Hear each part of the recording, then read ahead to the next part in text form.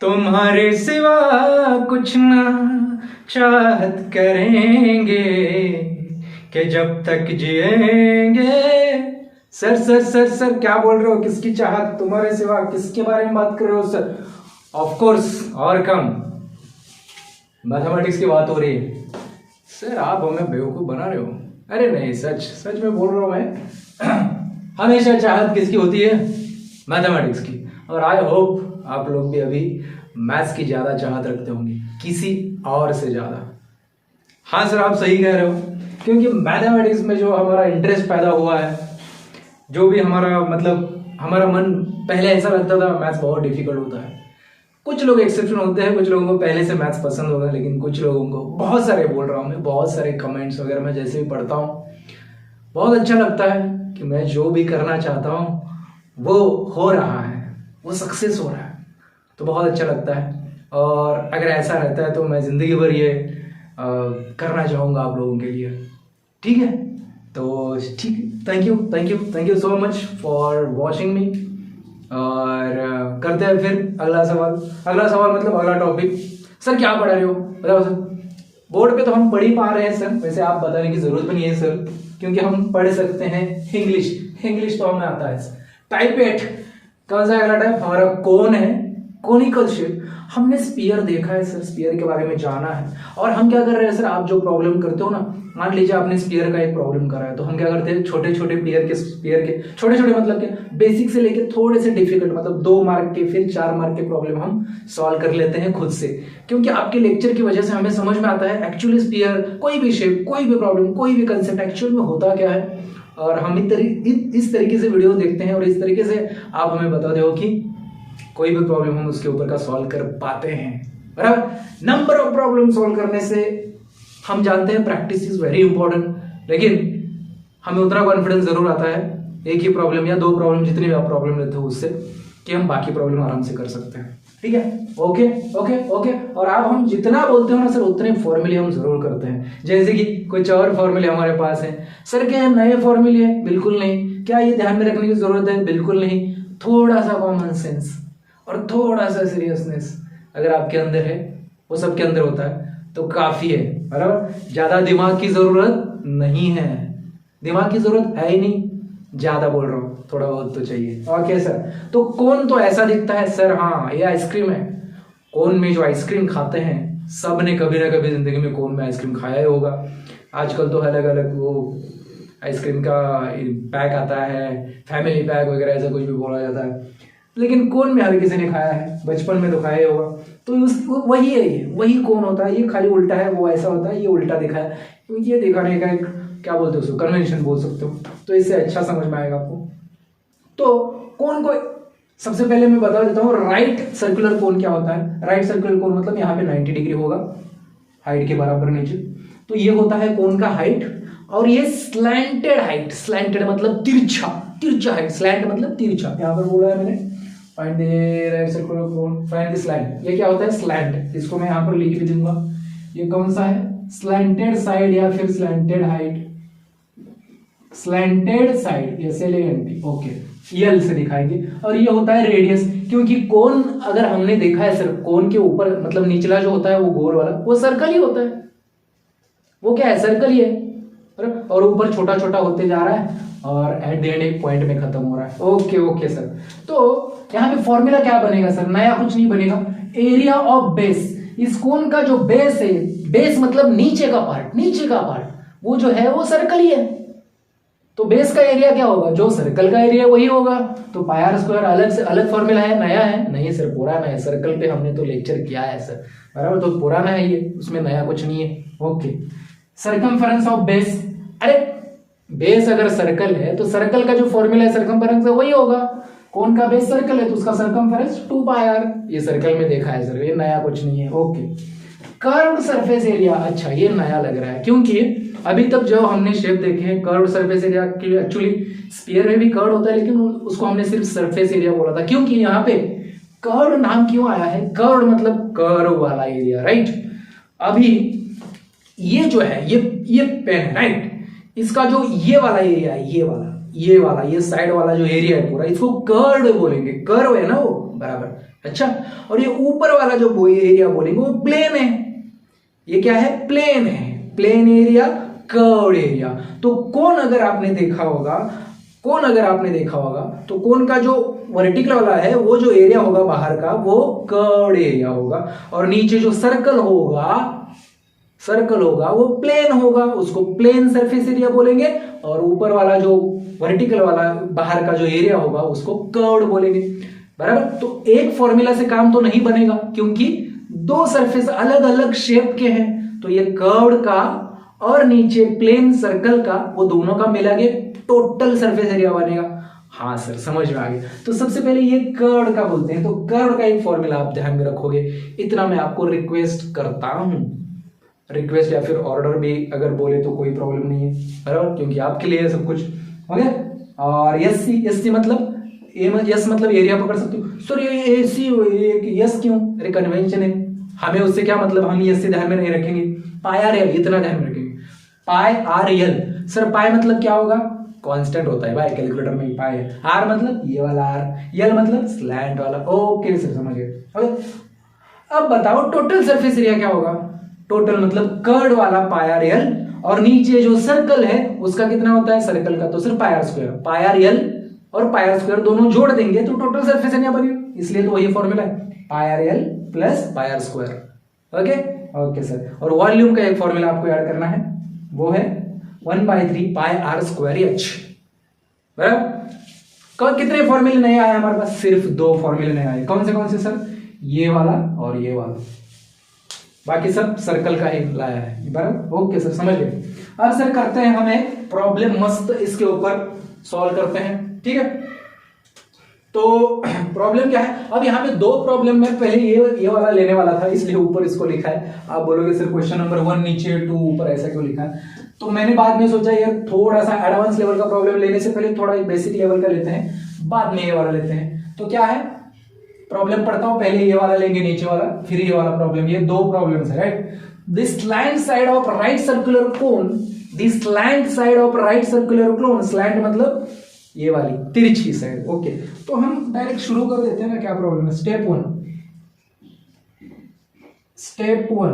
One में क्या लिखेंगे हम? स्टेप 1 में गिवन लिखेंगे सर, गिवन जो भी क्वेश्चन में दिया है गिवन लिखेंगे। स्लैंट साइड मतलब very important word. Slant side कौन से लेटर से दिखाते हैं? यल लेटर से। तो हमको यल दिया है सर, कितना दिया है यल हमको? यल दिया 10 metre. Okay, and its height मतलब हम एच लेते हैं सर, वो दिया 8 metre. Okay sir. Find the area of its curved surface, area of curved surface, ये देखो पाई आर एल। ओके, क्या निकालना है? एरिया ऑफ, मैं पूरा लिखता हूं यहां पर, area of curved surface, question mark, मतलब वो हमको फाइंड करना है। ओके। स्टेप 2, जैसे ही एरिया ऑफ कर्व्ड सरफेस पूछा तो मेरे दिमाग में फॉर्मूला कौन सा आ गया sir? Of course sir, pi R L आ गया मेरे पास। तो मेरे दिमाग में pi R L, pi into are into L. मैंने सोचा पाई तो कांस्टेंट होता है, आर चाहिए मुझे, एल चाहिए, उसमें से एल तो दिया है, लेकिन आर तो नहीं दिख रहा मुझे, अच्छा तो आर तो चाहिए ना। तो सबसे पहले मैं क्या करूंगा, यहां पर फॉर्मूला भी लिख लेता हूं, आपको अगर कंफ्यूजन हो रहा है तो। फॉर्मूला क्या है? पाई आर एल, ये फाइंड करना है। Okay sir. तो इसमें से आर तो नहीं है मेरे पास, तो फॉर्मूला यूज करने से पहले आर निकाल लेते हैं ना। तो नेक्स्ट स्टेप क्या होगा? टू फाइंड आर फाइंड करने के लिए यहां पे डायग्राम देखिए। मेरे पास क्या है? यल है सर, यल है। एच है क्या? है सर, एच है। एच की जरूरत नहीं थी, फिर भी दिया है। एच क्यों दिया है? क्योंकि हम आर फाइंड कर सके। कैसे सर? ये देखो, एच आर और एल, ये वाला ट्रायंगल पकड़ो, ये वाला ट्रायंगल में यहां पर निकालता हूं। कौन सा? ये वाला ट्रायंगल, बराबर। ये वाला ट्रायंगल में यहां पर निकालता हूं। बराबर। अच्छा सर, ये है मेरा एच मतलब हाइट, ये है मेरा यल और ये है मेरा आर, बराबर। वो ट्रायंगल आधा वाला ये वाला निकाले और यहाँ पे 90 डिग्री है। अच्छा, ऐसा हमने बोला है। और राइट सर्कुलर कोन मतलब वहां पे 90 डिग्री होता है। ओके सर, अब मुझे एच है, यल है, मुझे आर चाहिए। पाइथागोरस थ्योरम क्या बोलता है? अच्छा, पाइथागोरस थ्योरम क्या बोलता है? हमने स्कूल में पढ़ा था sir. By using Pythagoras theorem, hypotenuse का स्क्वायर, हाइपोटेनियस मतलब जो लंबा वाला साइड होता है राइट एंगल ट्रायंगल में, उसको हाइपोटेनियस बोलते हैं। इसका स्क्वायर इक्वल टू क्या होता है? जो बचे हुए दो साइड होते हैं उनके स्क्वायर का एडिशन होता है। मतलब मैं ऐसे लिख सकता हूं, h square plus r square. ये पाइथागोरस का थ्योरम है। मैंने मन से नहीं लिखा है। ओके सर, अगर पता नहीं है तो ध्यान में रख लो। ओके सर, अब इसमें से मुझे क्या चाहिए सर? आर स्क्वायर चाहिए। ओके, तो यहाँ पे आर स्क्वायर, एच स्क्वायर को इधर लेके जाता हूं तो sir H square of course sir इधर गया तो उसका साइन चेंज हो जाएगा। बराबर बराबर, उतना तो हमको पता है सर, उतना हमको आता है। अब आगे आगे आगे आगे क्या करेंगे सर? आगे क्या करने का कुछ बचा ही नहीं, अब थोड़ा सा बचा है। यल स्क्वायर, यल की वैल्यू रख देता हूं मैं यहाँ पर। यल स्क्वायर मतलब 10 माइनस h square 8 r square. Okay, 10 का स्क्वायर सर ये कैलकुलेटर में डायरेक्टली डालेंगे हम, इसमें ज्यादा रिस्क ही नहीं लेने हैं मेरे को रिस्क ही नहीं लेना है। तो आर स्क्वायर इधर भी ले सकते हो, इस साइड में लिखा तो कोई फर्क नहीं। 10 स्क्वायर माइनस 8 स्क्वायर, ये मुझे कैलकुलेटर में एज इट इज डालना आता है। कैलकुलेटर में जाऊंगा मैं, मेरे को ऐसे नहीं आता, मैं कैलकुलेटर में जाऊंगा। 10 स्क्वायर माइनस 8 स्क्वायर, अच्छा 36 आया, कोई प्रॉब्लम नहीं। ये कितना आया? 36। ओके, लेकिन आर स्क्वायर चाहिए क्या मुझे? नहीं, मुझे आर चाहिए, बराबर। टेकिंग स्क्वायर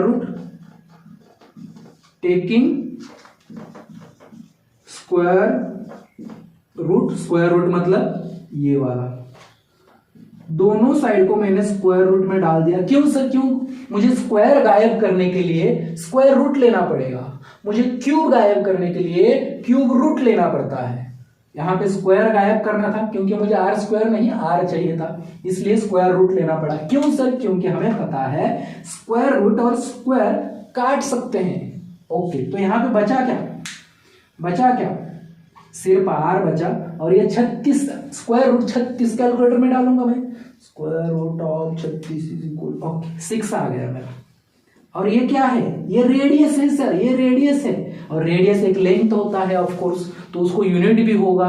यूनिट क्या देंगे सर? यूनिट। यहाँ पे मीटर दिया है क्वेश्चन में, मीटर है तो यहाँ पे भी मीटर ही होगा। हम मन से कुछ नहीं करेंगे। तो आर तो आ गया।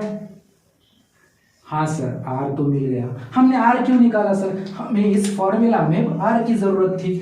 अब तो हमारी जरूरत खत्म हो गई ना सर, अब हम जो चाहिए वो निकाल सकते हैं ना सर, तो निकाल देते हैं। क्या प्रॉब्लम है उसमें? स्टेप 3 कर लेते हैं, उसको स्टेप 3 नाम देते हैं। Finally area of curved surface का फॉर्मूला फिर से मैं कॉपी पेस्ट करूंगा।